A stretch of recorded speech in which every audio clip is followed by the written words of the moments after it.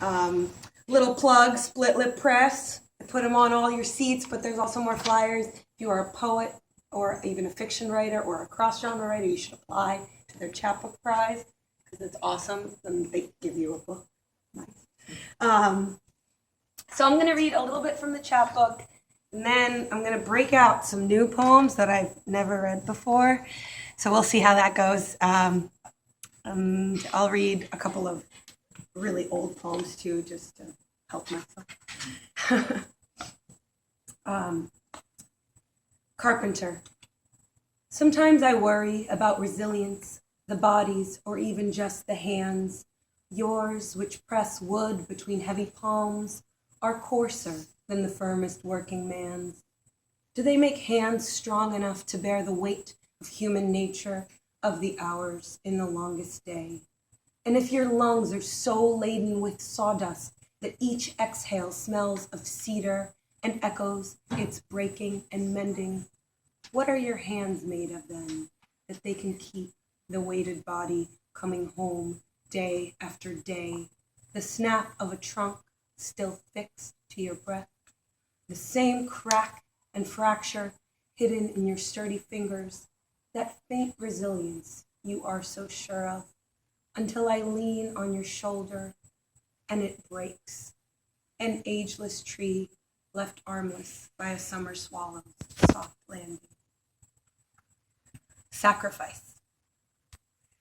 After we make love and you are asleep, I try to hear your breath without touch, spilling out of a closed mouth, or maybe see it in the stomach's slow lift, or the throat's steady pulse, or in your pupils, their shifting under lowered lids. But when the room is too dark, your exhales too quiet, I fear your body has grown hollow, life has fled, and the sheets shroud both of us.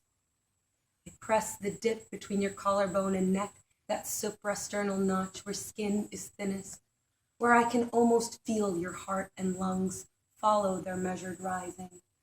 I wonder if I am like Madri to her Pandu, a wife tempting a cursed husband with her naked shape and feeding Ishvara, Yahweh, or the sky his breath. I hear the call of wives and mothers of all mothers who had faith. A wife who dies with her husband shall remain in heaven as many years as there are hairs on his back. These offers of Anumarana, Jahur, Sati, sing, dress in your wedding gown and turn your body to his body. Throw it on a blazing pyre so you can rise with him. I imagine holding your statued hand in mine, reciting vows we made once, and we ascend together, ghosts on our unlived journey. Again, I hear them calling. Join us there. Silence your soft, whistling breath. Rain. We lived in Oregon for 3 years, and let me tell you, that is the Valley of Rain. It's also, so the Willamette Valley is the Valley of Sickness. That's literally what it translates to in the Native American tongue that it comes from. In the Valley of Rain, where like a brother moss webs one tree to another and presses tightened evergreens into their sinking ground, you tried to grow a bonsai once. You learned the story of this tree from China, where it grows grotesque or animal, the myth of dragon and of serpent coiling in its roots, across Pacific waters to Japan, where apricots and plums shrink down to ornament, where it is said that this is how to love deformity, to understand the place of your own body, to grow its trunk onto the earth.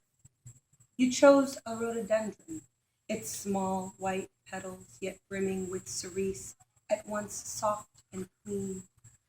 But even such pale flesh, already cased in blood rims, your eyes that night could not withstand the flood. The boughs receded down to roots, and in their place of bloom left nothing but a valley of rain. I wrote during a 30-day poem a day thing this summer, which was fantastic. So I'm excited to read it. Take an x-ray of the sun, you'll find a Rainer cherry at its yellow heart, fire-skinned and ripe with reaching, But in the sunless, lush green mosses where the fruit is born, Pacific Northwest bucketfuls of sweetness only bring to mind vareniki s vishnami, cherry dumplings, made on a board over the bathtub we call the kitchen table.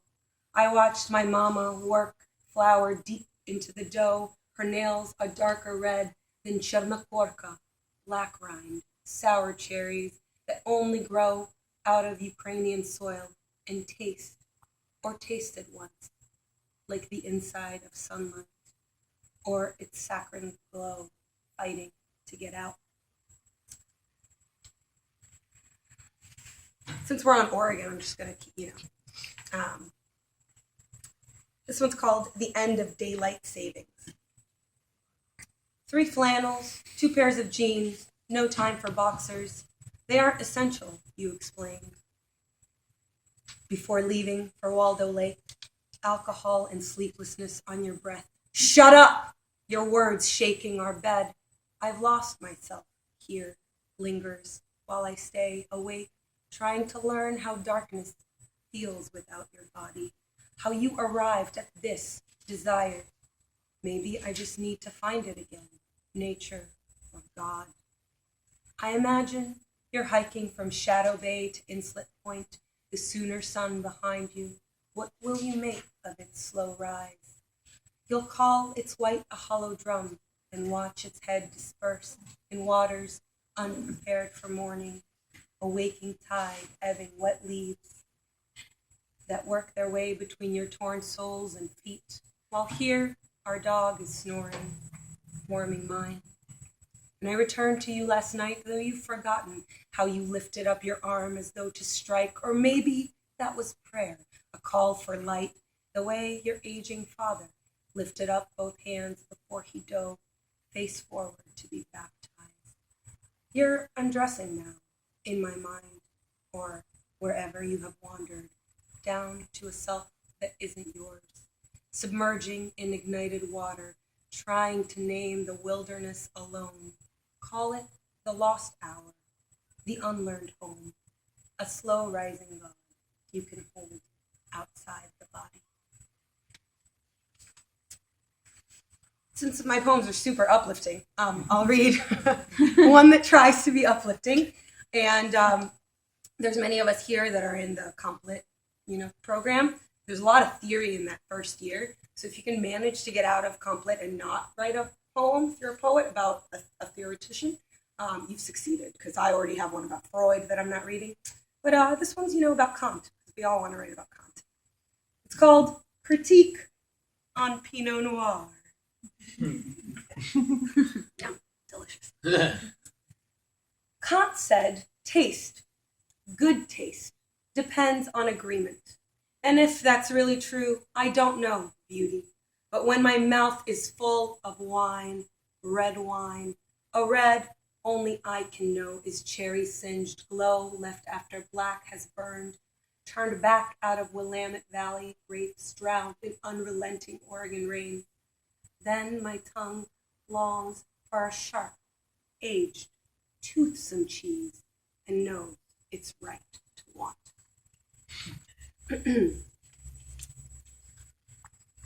This one's called Sure as Superstition, based on a lot of Soviet superstitions. The sunflower heads will always burst into what isn't flame. Roasting the seeds will bring out their luck.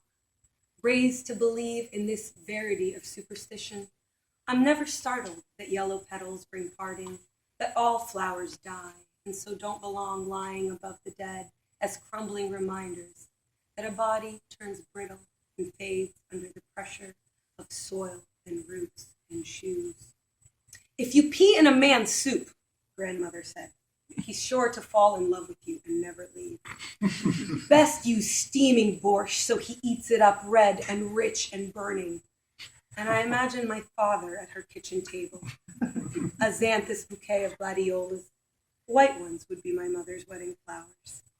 A bowl of borscht before him, so surely red and hot and comfortable, and accuracy too startling not to consume wholly. But I was going to read some teeth poems specifically for them. So even though they've left, don't worry. You can enjoy the teeth poems. We all have teeth. Yeah, you all have teeth. You all have teeth. I can bite through 100 pounds awake, 4 times that while asleep, or so the doctors tell me. At night, my teeth grind silently, the molars and scissors canines grate, down to eroding craters or up into rising crags, while my body mills, files against itself. I dream of death, mine and not my own, the latter pressing harder, dream of my husband leaving me or I him, of looking at our sleeping bodies from far above, the teeth inside my mouth, the one closed below, cracking, falling out, turning to powder in his fingers, slipping through, bloodless as flour, and his arms shrink around me to a small boy, the son we never got to have. Waking to my husband's back, his hands around a pillow's belly as though it were a woman's, mine or another's. I clutch my shoulders so they too don't break. Silently, I swallow grains of stone, choke on 400 pounds of strain compressed from bone. And continuing on the theme of teeth. Why I never wore my mother's pearls. Because she wore cherries in her ears instead of gold or stone or silver. Because hers were heavier than fruit. Because they made me want milk we didn't have. Because of want. Because I couldn't fit the word j'aime, chug in my mouth. And all that white reminded me too much of teeth. Because we threw teeth behind the stove so new ones would grow in. Because sometimes they didn't. Because change is the only certain beauty, and strung up side by side, things cease to be as beautiful. Because holding hands failed across continents, and my mother's jewelry box stayed empty. Because leaving meant she could only take one necklace. Because the pearls, like teeth, were left behind. So now I'm going to read a pretty old poem, but it was a very big turning point in my writing. And it was actually when I encountered the poetry of James Dickey, who writes in a lot of split line poems that he means to follow the breath. So this is a long sequence that I wrote in conversation with some of the great Russian writers that have inspired me. And so I use some of their words, I borrow them and incorporate them into the poems. So I'm just going to read the first 2 poems of this sequence. The first one is after Anna Akhmatova, and the second one is after Asif Mandelstam. It's called Songs of Home. 1. To my sister, Anna. Sister, how could you recognize my new earth mother then, since you were not with those who left the land? My songs are not for them, you said, and kept on singing, sinking on your knees into your own frost-covered, there, Mother Russia, mother of the mounting dead. How could America and I discover harmony in an English tongue, the one more native to me now than the blood that binds the two of us to a once so solid, sacred Soviet ground? You sang to us, confusion occupies the world, and I am powerless to tell somebody brute from something human. I wonder if you saw the blocks of ice they hurled at those once marked by stars and now just by familiar features. Did you watch as they traded skin for goldfinch plume, grew more red around the eyes, keeping the yellow hidden on the underside of sharp black wings? So only as they flew away could the frozen ground see who was abandoning her. Do not blame or pity me, dear sister, for joining those you are against, for the golden flight I chose. But in the way of your own faith, say a prayer for me, so I may find a way back to our ruined home, where you and I can sing together, for your voice has rung in every mouth across your mother Russia, and in mine it sinks, stinging my gums like the splintering crust of stale bread turned to ice. Your music won't take shape here on this foreign coast that hasn't bled enough to know the weight of your last toast. But sister, let me unclench my jaw for you, not mine, it's someone else's wound. Show you my teeth are rutted, stained, like the frozen nieva you once described, its blooming bonfires on my tongue, which can still learn the ease of memory. Like yours, it's been crushed down by the crunch of blood-stained boots, and like yourself, when asked, can you describe this? My tongue has answered, yes, I can, only using English words, thinking Soviet thoughts, bleeding Jewish blood. 2. To my brother, Osip. On this warmer foreign ground, I think of how your music fell as snow, unclothing all your poems of the wilder furs that once warmed those who should have walked barefoot along your trail. While you sang, I want to leave the Russian language. But dear brother, the Cyrillic song leapt off your tongue before you could learn to make melody in another, and on the page you left only skinned and hollowed bones, frost-bitten mirror of what you would become in the undiscovered Siberian white. Dear brother, they tried to freeze your lips, lose your body in the dry tangle of steppe, but you sparked on like wed wood bursts, and wrapped in ice you called yourself a double dealer with a double soul.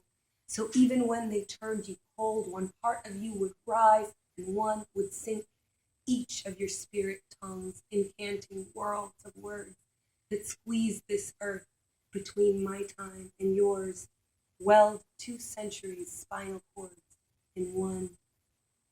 I'm so far now from the bench where we've both sat, watching our motherland unthaw, grow softer like a woman, take its fertile springtime shape.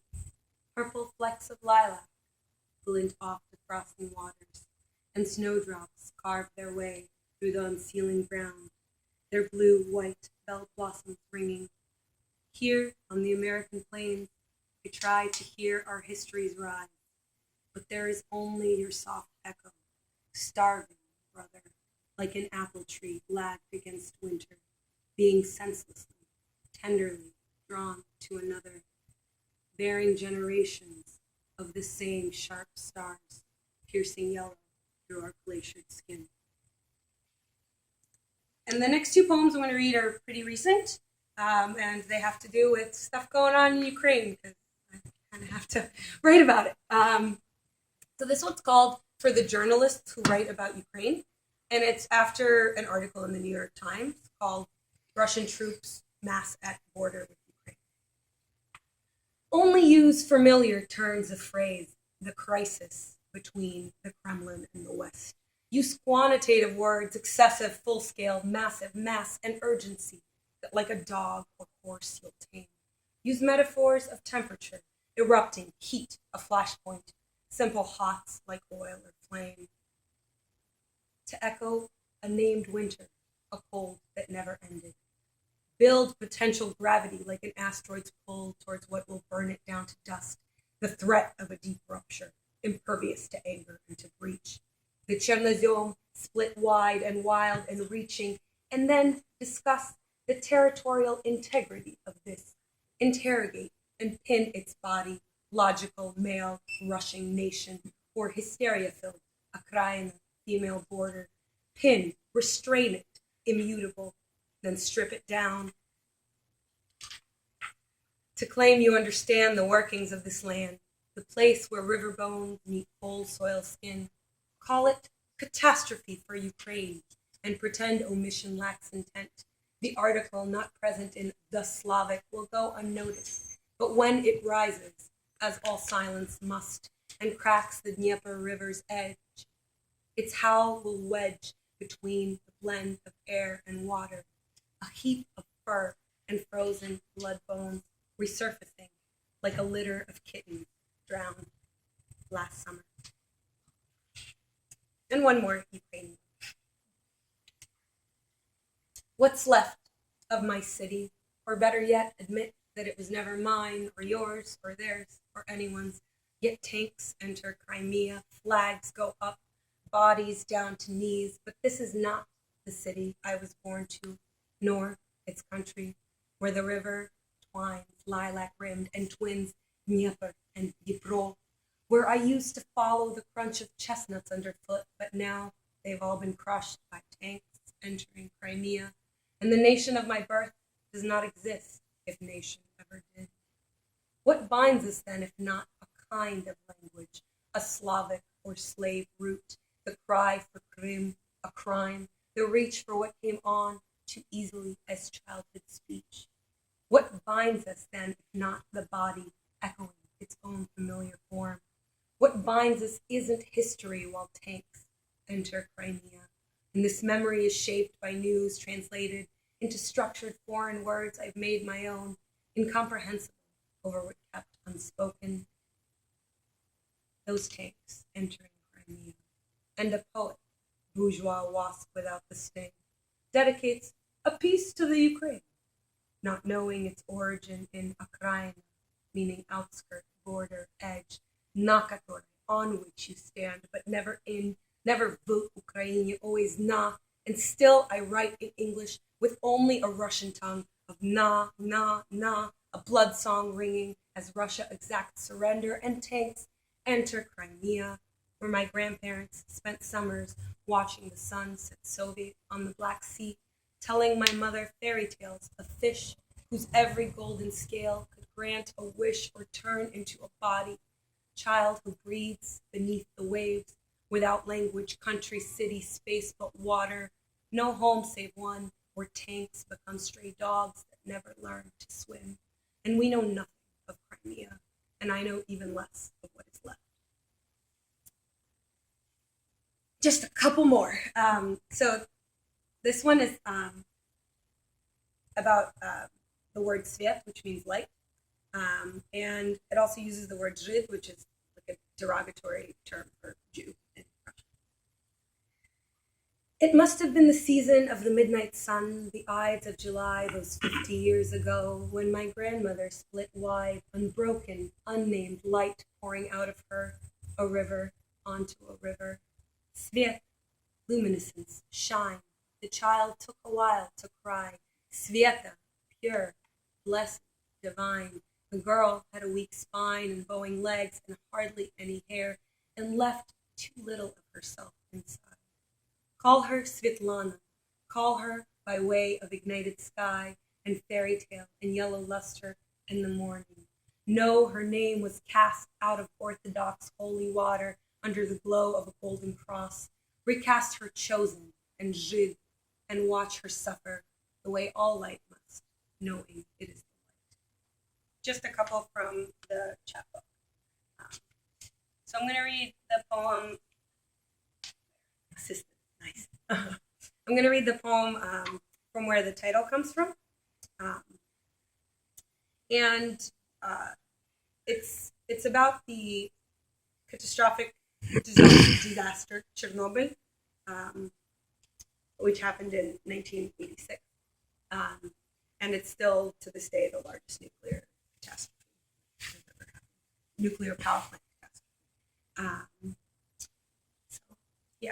And it's called On the Pripyat, 2006. And Pripyat is the city where things happen. It's basically like a ghost town. On the Pripyat, 2006. April again and again, the river thaws gray, snow slipping under the confluence of 5 water bodies. They too have been trying to flee this place, but like me, return yearly. Here, graphite-stained sandy banks, where I am as protected now from the frost and what it carries as the soldiers were then in their government-issued boots, proudly walking the roof of the reactor. Squinting through black dust plumes in 20 years, I still see their shapes. Each lift bearing the weight of 10, each lift a clearing of noxious shards. Concrete and lead turned igneous, fading of mask-covered body, and their gloves singed, stifled with flesh, sparkling like the birth of some faraway universe in their hands. Others joined to watch, drawn upward by the wonder, darkness wavering between hanging and falling, man wrapped in his own ignited vapor, unbound, unbinding in an unanswerable weight. What is it really made of, this sullied snowbank crystallizing about our feet? Now I try to imagine it, moving closer, the ice grinding against my ankles. Chernobyl. I slice the name in two, search both sides for meaning. Chorne, bol, black, black, chorne, then bol, pain eclipsing the last quarter moon's view. And there is no light. Sudden power surge, a rupture. It started in the fourth. The bubbler pools rising to a boil. Coronium lava from the basement. Fuel flows seeping out. Then the smoke growing, animal. A black bear grasping for the clouds. Growling so loudly the entire city to look up, only to find he's already eaten the stars. And so we don't end on that very uplifting note. I'm going to close with the poem that opens the chapbook. And it's called The Secret to Remembering. You hold it in music, but you're growing deaf in your left ear, and I imagine lilacs bursting your eardrum, their purple plumes smell, their pulse falling away from flower to captured water, your ear holding the ebb of perpetual ocean like a seashell. But in me, it won't stay static and swims from belly to throat, reaches behind the eyes where like a child lost or drowning it floats, hoping for rescue, for a reminder, something more tangible, more held than night, with its citrus tinge of lemon pepper and sea salt, more audible than its violent, split by violet, seething sky. Recall that rain. Where did you hide it? Its sonic boom on the skylight, the way it tried to touch us, the way you couldn't tell one drop apart from another, and the way my voice turned to weather. Thank you so much